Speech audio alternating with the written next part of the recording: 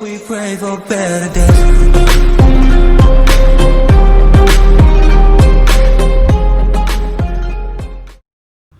What's up guys, another video we're going to make here today. It's about something personal that I've been through in my life, and I think that a lot of people would be interested in hearing about. It's just how hard is dental school. So a little bit about me. You may or may not already know that I'm a dentist. I qualified from Leeds University in 2016 and I've been working in the Leeds area ever since.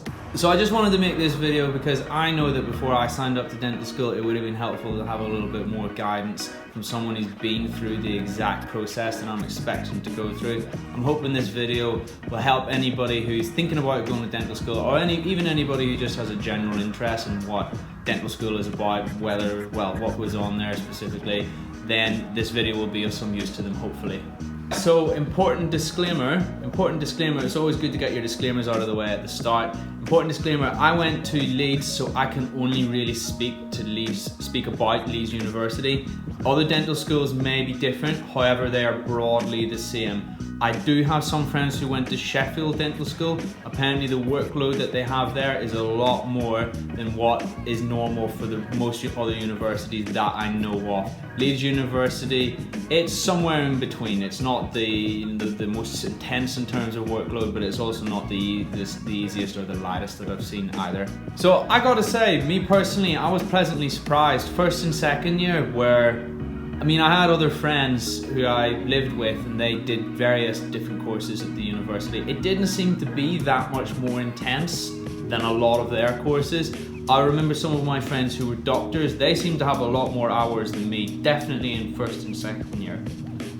Third year, it upped the ante a little bit. It still wasn't too bad, it was manageable. There was quite a lot of work to get through, but I still had plenty of time to pursue my other interests outside of university. Fourth and fifth year, oh wow, that's when it really got a little crazy. There was a lot of work to do. I remember spending a lot of time in the library. You've got a lot of things to worry about, especially when you're applying for jobs at the end, come the middle of fifth year. If you want to work as an NHS dentist, then generally what happens is there is a national sort of recruitment scheme. You apply for it, then you sit an exam, and should you do well on that exam, you're ranked essentially, and then based on how well you ranked, you're able to pick a preference of where you would like to undertake your foundation year, which is a further year of work which you're salaried for, which you're able to do just after you finish your fifth year of university, and then that will be your precursor to be able to work in the NHS full-time going forwards independently. It's difficult because you've got a lot of things that need to come together. You need to rank well, then you also need to pass your finals. If either of those things go wrong, then that can mean you A, don't have a job, or you have to resit the year, so it's quite tough. As well as that, anybody who's thinking of getting into dentistry, when you finish university, you absolutely by no means are finished studying whatsoever, unless you don't want to be very good at your job, in which case, fine. A lot of the stuff that you're taught at university, you'll find out as you go through dentistry and as you go through your career path, it's actually just this small window that you've been given into a massive subject, and there's so much variety and scope for different work that you're able to do when you get out into the real world. But you need to know what you're doing, you need to know the fundamentals first of all. And it's quite strange because you spend all this time talking about dentistry, so just teeth, and then you realize that you actually know very little as soon as you leave university. It's quite a weird moment when you figure that out. But yeah, there's a lot more work in front of you once you qualify, long story short. Again, it has to be said, we talk about the reasons why dentistry is emotionally draining. When you're a rookie, when you're a newbie, you will make mistakes, 100%. You will do things wrong, things will not go perfectly.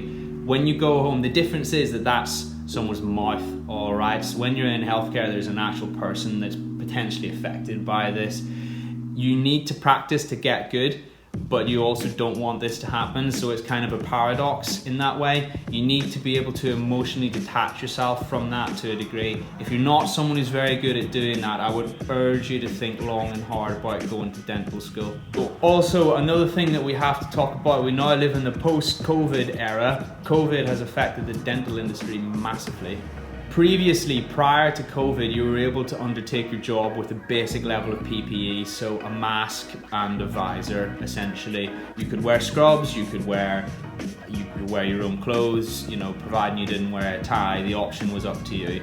Nowadays, in this COVID era, and I don't think they're actually going to repeal this whenever COVID is hopefully going to be no longer a thing at some point in future, whenever that is. I think it's unlikely they're going to repeal this.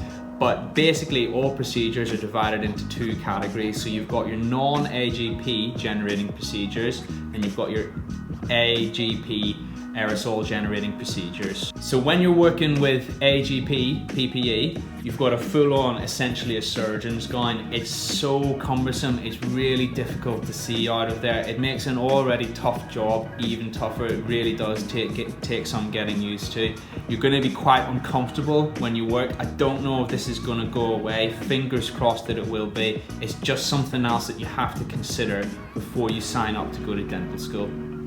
Hopefully I've given you a good synopsis of whether or not dental school is a good idea. I've got lots of friends who are dentists who absolutely love it. Then again, on the flip side, I know so many people who are not really fans and they wish they would have done something else.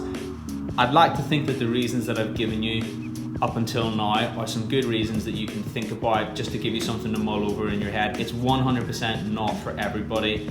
If you think that you'd be happier doing something else, definitely think about that and at least bear that in mind, rather than putting all your eggs in one basket, going for something dental school because it's prestigious, because you think you're going to earn well.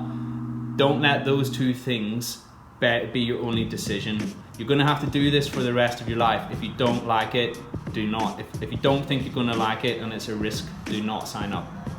Alright, well that's everything I pretty much wanted to say. I hope to think that I've given you a good idea of what to expect should you sign up to dental school. It's been an absolute pleasure once more. I'll see you later.